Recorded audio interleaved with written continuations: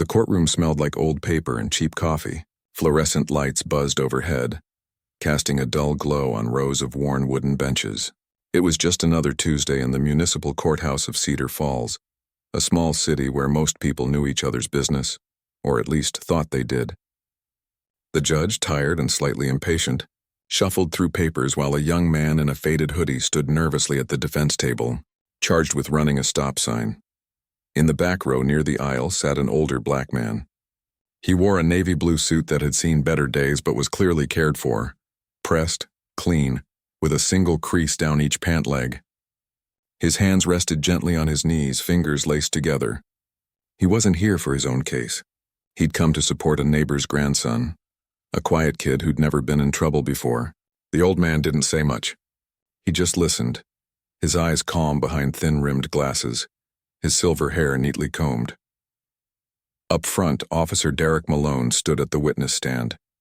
He was broad-shouldered with a thick neck and a permanent scowl.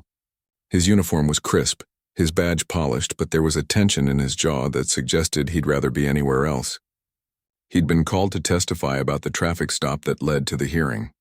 As he spoke, his voice carried a sharp edge, like he was used to being obeyed without question. Halfway through his testimony, the old man in the back let out a soft cough. It wasn't loud, just a dry, quiet sound, something you'd barely notice in a normal room. But in the hushed courtroom it echoed slightly. Malone stopped mid-sentence. His eyes darted toward the back. When he saw the old man, something in his expression hardened. "Is someone trying to disrupt this court?" he asked, voice rising. The judge glanced over. "Sir, please refrain from making noise." The old man nodded slightly. "My apologies, Your Honor." Dry throat. He reached into his coat pocket and pulled out a small bottle of water, unscrewed the cap slowly and took a careful sip. No drama, no defiance. Just a man trying to be respectful, but Malone wasn't satisfied. He stepped down from the stand without permission, his boots clicking against the tile floor. Heads turned. The bailiff shifted uneasily but didn't move. "You think this is a joke?" Malone said, stopping just a few feet from the old man. His voice was low now but tight with anger. "You sit back here acting like you own the place?" The old man looked up, calm. "I meant no disrespect, officer. That was the wrong thing to say, or maybe the right thing depending on who you asked." Because in Malone's mind, respect wasn't something you earned. It was something you demanded, especially from people who knew their place. Without warning, Malone's hand shot out. A sharp crack filled the room as his palm struck the old man's face, hard enough to snap his head to the side. Gasps erupted. Someone cried out. The bailiff finally moved, grabbing Malone's arm. "That's enough." But the damage was done. A red mark bloomed on the old man's cheek. His glasses had slipped down his nose. He didn't cry out. Didn't flinch again. Just slowly straightened his glasses with trembling fingers and looked at the officer. Not with fear, but with something deeper. Disappointment, maybe. Or sorrow. The judge slammed his gavel. "Officer Malone." "You will return to the stand immediately. Bailiff, remove him if necessary." Malone stood there, breathing heavily as if he expected applause. When none came, his face flushed. He turned and stomped back toward the witness stand, muttering under his breath about disrespect and entitlement. The old man rose slowly. He smoothed his suit, nodded once to the judge, and walked out without a word. No one stopped him. No one offered help. The courtroom fell into an uneasy silence, broken only by the rustle of papers and the nervous tapping of a pen. Outside, the October air was crisp. Leaves skittered across the sidewalk. The old man stood on the courthouse steps for a moment, breathing deeply. His cheek stung, but he ignored it. He'd been hit before, in jungles, in deserts, in places most people couldn't pronounce. A slap in a courtroom? That was nothing compared to what he'd survived. He walked the 10 blocks home, hands in his pockets, head high. Neighbors waved from porches. Kids on bikes called out, "Morning, sir." He smiled faintly and nodded back. No one knew what had just happened, and he didn't plan to tell them. Back in his small, tidy house, he poured a glass of water and sat at the kitchen table. On the wall hung a single framed photo, a younger version of himself in full-dress uniform, standing beside a much younger man in marine fatigues, his son. Both wore proud smiles. That photo hadn't been taken in a time of peace. It had been taken between wars. He touched the red mark on his cheek. It would fade. But the memory of the officer's eyes, the cold certainty that he could do whatever he wanted, wouldn't. Meanwhile, downtown, the courthouse cameras had captured everything. Security footage showed the slap in clear detail. But when the local news station got the clip, their editor shrugged. Old man cop courtroom drama. Happens more than you think. Not enough to run with unless he's someone important, and as far as they knew, he wasn't. Officer Malone went back to the station where a few fellow officers clapped him on the back. You showed him, one said with a smirk. Malone grinned, already imagining the story he'd tell at the bar later. How some loudmouth senior tried to mess with court and got put in his place. He had no idea who the man really was. Didn't know about the 3 Purple Hearts tucked in a drawer upstairs. Didn't know about the classified missions, the lives saved, the enemies neutralized. Didn't know that the quiet man he'd struck had once been called the Shadow by foreign intelligence agencies, because when he moved, you never saw him coming. Until it was too late. For now, the old man stayed silent, not out of fear, but because he'd learned long ago that true strength isn't in shouting, it's in choosing when to speak and when to wait, and he was very good at waiting. The days after the courtroom incident passed quietly, like ripples fading on a still pond. The old man returned to his routine as if nothing had happened.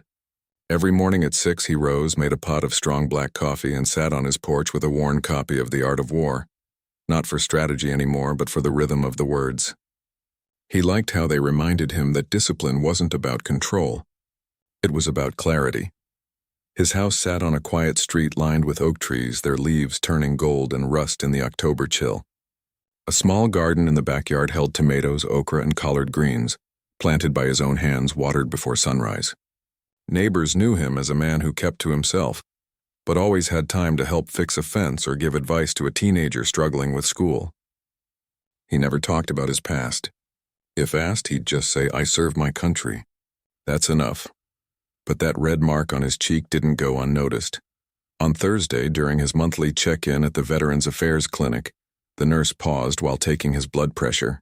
"Sir," she said gently, "your face." "Is that from a fall?" He almost lied. But something in her eyes, the genuine concern, made him hesitate. "No," he said simply. "Someone struck me." Her breath caught. "In public?" "In a courtroom." She didn't press further, but her hands moved a little slower after that.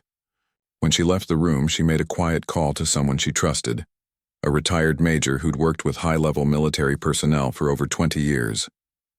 They'd known each other since basic training days. That major, a woman with sharp eyes and a no-nonsense voice, showed up at his door the next evening with a pot of stew and a look that said she wasn't leaving until she got the truth. He let her in without a word. Over dinner at his small kitchen table, she listened as he told her what happened, calmly, without anger, just facts. When he finished, she sat back, jaw tight. "You didn't say who you were?" "I didn't see the point," he replied. Would it have changed what he did? Or just made it worse? She knew he was right. But she also knew that silence sometimes let injustice grow like mold in the dark. "You can't let this go," she said. "Not because you need revenge, but because if it happened to you, it's happening to others. And they don't have your strength." He looked out the window at the garden. "I'm tired, Carla." "I know," she said softly. "But the world still needs you." He didn't answer right away. Later that night, after she left, he sat alone in his living room. The house was quiet except for the ticking of an old wall clock, a gift from his son years ago. He thought about the officer's face, the arrogance, the certainty that no consequences would follow. That kind of thinking didn't come from nowhere. It was fed by systems that looked the other way again and again. Meanwhile, downtown things were moving, but slowly. The courthouse footage had been requested by a local reporter, but the city clerk delayed the release. Citing ongoing review, the police department issued a bland statement. An officer responded to a disruption in court. "The matter is under internal review, no mention of a slap, no apology." But someone had recorded part of it on a phone. Grainy, shaky, but clear enough to show the officer raising his hand and striking the old man. That clip made its way onto a few social media pages. Comments poured in, some angry, some dismissive. "Probably provoked him," one read. "Old guys these days got no manners," said another. Only a few voices asked the real question. Why wasn't the officer arrested on the spot? The story trended for a day, then vanished under newer headlines: celebrity gossip, a viral dance, a political scandal.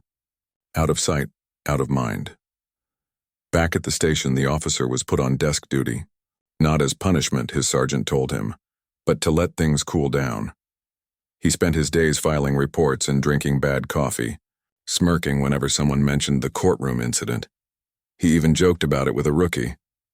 Teach him respect, you know? What he didn't know was that his text messages, boastful, careless, had been saved by a fellow officer who'd had enough.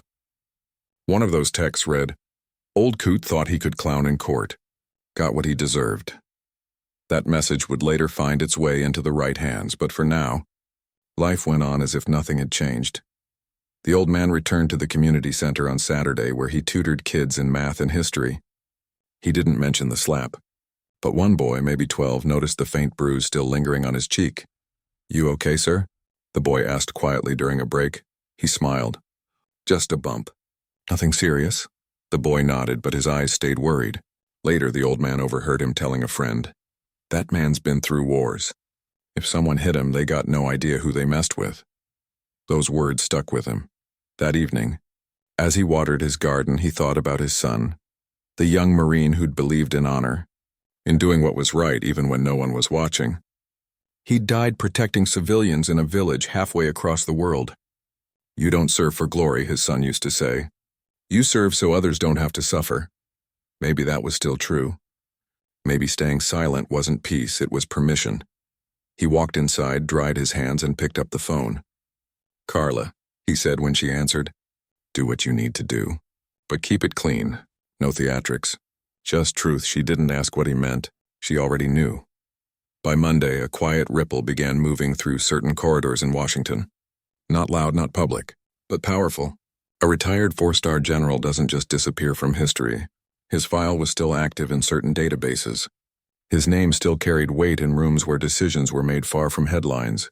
And for the first time in years, that name was being spoken again, not in memory, but in action. The officer, still smug behind his desk, had no idea that the old coot he'd slapped wasn't just someone's grandfather. He was a storm that had chosen, for a long time, not to thunder. But storms don't forget. And sometimes they wait for the right wind to rise. It started with a phone call, not a dramatic one, just a quiet conversation between two people who'd served together decades ago. One asked a simple question. "You remember General Thorne?" The other didn't need to ask which one. There was only ever one like him.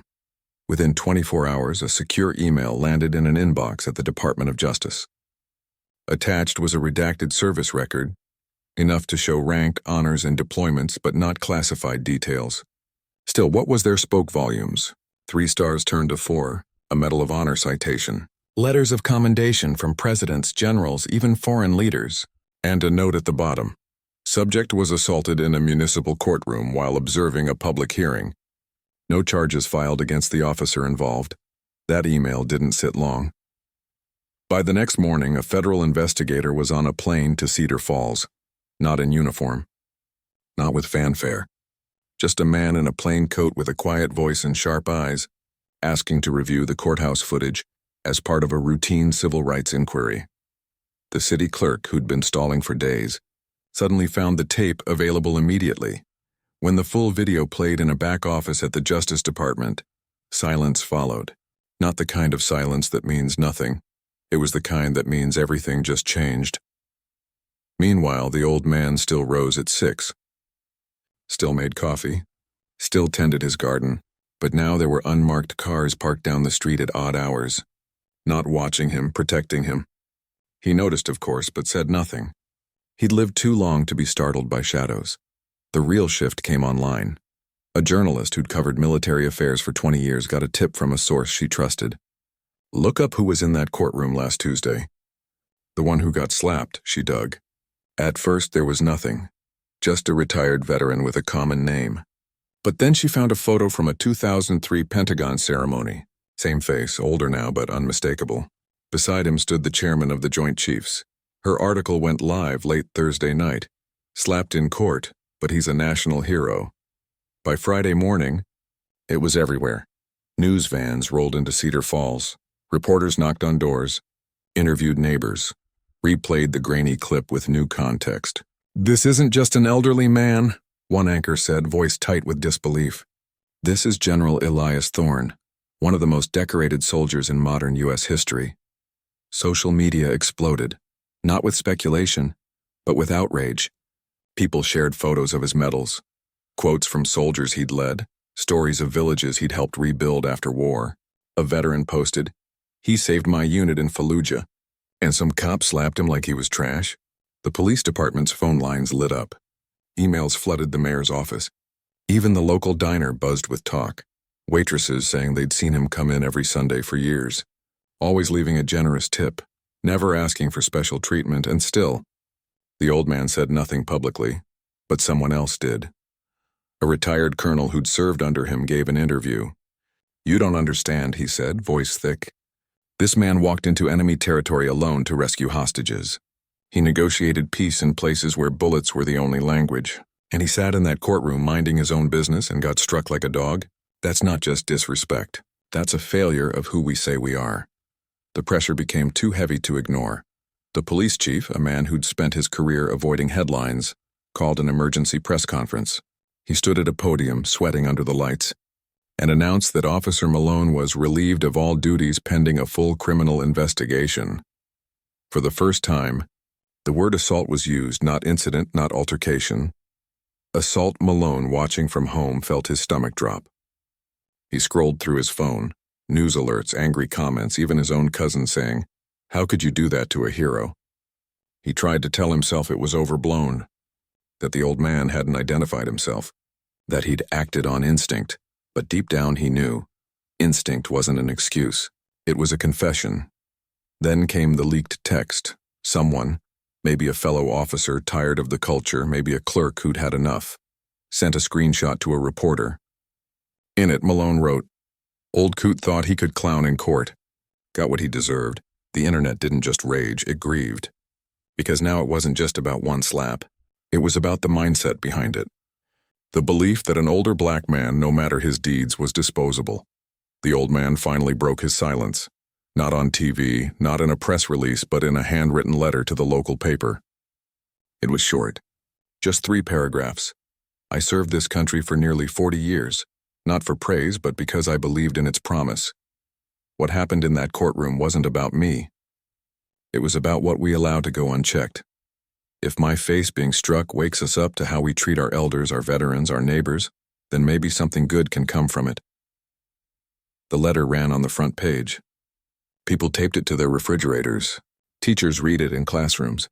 A high school held a moment of reflection, and for the first time, Malone felt real fear, not of losing his job, but of facing the man he'd hit.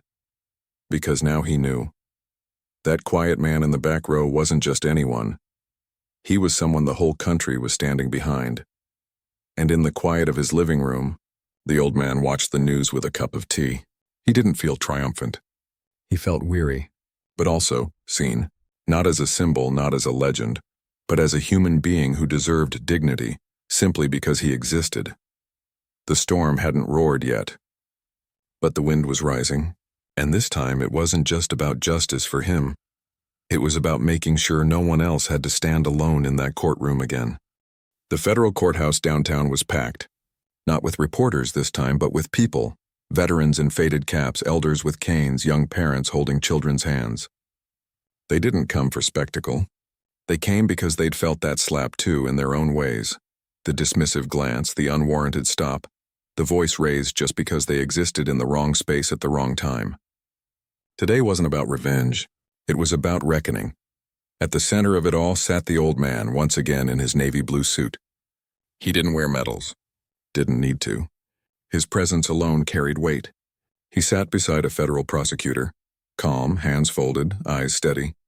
Across the room, the officer, now in civilian clothes, no badge, no uniform, fidgeted in his seat. He looked smaller somehow, like the arrogance had been hollow all along, and now the wind had blown it away. The hearing wasn't a trial. It was a civil rights review, but everyone knew it was more than that. It was a moment of truth. When the prosecutor stood, she didn't shout. She didn't dramatize. She simply walked to the front and asked the clerk to read aloud the service record of the man who'd been struck. Not all of it, just enough. Dates, deployments, decorations, the Medal of Honor citation read in a clear, quiet voice filled the room like a hymn. For conspicuous gallantry and intrepidity at the risk of his life above and beyond the call of duty. People shifted in their seats. Some wiped their eyes. A veteran in the back bowed his head. Then the courtroom video played again, this time on a large screen. Every second stretched. The cough, the glare, the step forward, the slap, the silence after. When it ended, the prosecutor turned to the old man. "Sir, would you be willing to share why you came forward?" He stood slowly. The room fell utterly still. "I didn't come for myself," he said, voice low but carrying. "I've faced worse than a slap. I've buried friends. I've carried guilt I'll never shake. But what happened that day, it wasn't about me. It was about what that officer believed he could do and get away with, because of how I looked. Because I was old. Because I was black. Because I didn't fight back." He paused, glancing at the officer, not with anger, but with something harder to bear: clarity. "I've spent my life believing this country could be better. That's why I served. That's why I still show up every day to help kids, to vote, to sit in courtrooms and watch justice try to work. But justice only works when everyone is seen as worthy of it. That day I wasn't." He sat down. No applause. Just a deep, shared breath. The officer's lawyer tried to argue it was a heat-of-the-moment reaction, that his client misread the situation. But the evidence spoke louder. The leaked text. The prior complaints from citizens, mostly older, mostly people of color, about his tone, his hands, his threats. The department's own internal notes buried but now unearthed, calling him a liability with a badge. By afternoon, the U.S. attorney announced criminal charges: assault under color of law, a federal offense. The officer would face trial. His pension was frozen. His name was removed from the department's honor roll. But the most unexpected moment came days later, not in court, but in a small community center on the edge of town. The old man had agreed to a private meeting, not because he wanted to, but because the officer's mother had written him a letter. She was elderly herself, sick and ashamed. "He's my son," she'd written. "But what he did, it's not who I raised. If you're willing to see him, maybe there's still a chance to fix what's broken." So they met. The officer walked in with his head down, shoulders hunched. He looked like a boy who'd finally realized the game was real. When he saw the old man sitting calmly at a folding table, he stopped short. I don't know what to say," he stammered. "Then listen," the old man replied gently. And for the first time, the officer did. He heard about service without glory, about protecting people who'd never know your name, about the cost of pride and the courage it takes to admit you were wrong. Tears came. Not performative ones. Real messy tears of shame and regret. I thought you were just some old man trying to cause trouble," he whispered. "I didn't see you." The old man nodded. "That's the problem. You didn't see me, and you haven't been seeing people like me your whole life." He didn't offer forgiveness right then, but he did say this: "If you truly want to make this right, don't just say sorry, change, learn, and never let your fear or your pride hurt someone again." The meeting lasted 40 minutes. No cameras, no recordings. Just two men, one broken by power, the other shaped by sacrifice. Word of the meeting spread quietly, not as gossip, but as hope. Back at the police department, new mandatory training was announced: de-escalation, implicit bias, cultural humility, all built around real stories, including this one. Veteran officers, some skeptical at first, began speaking up about their own blind spots. A young recruit admitted she'd almost made the same mistake once, stopped an older black man for looking suspicious, while he was just walking his dog. "I didn't even think," she said. "Now I do." The old man didn't take credit. He just kept showing up. At the community center, at school talks, at city council meetings where reforms were being drafted. He never demanded statues or headlines. He asked for one thing: that the system learn to see people before it judged them. And slowly, it began to. The officer, meanwhile, started community service, not as punishment ordered by a judge, but as a choice. He helped paint the youth center the old man supported. He listened more than he spoke. He still had a long road ahead, but for the first time he was walking it with his eyes open. One evening, as the sun dipped behind the oak trees, the old man stood on his porch, sipping tea. A neighbor walked by with her grandson. "Heard they're naming the new training program after you," she said with a smile. He shook his head. "No names.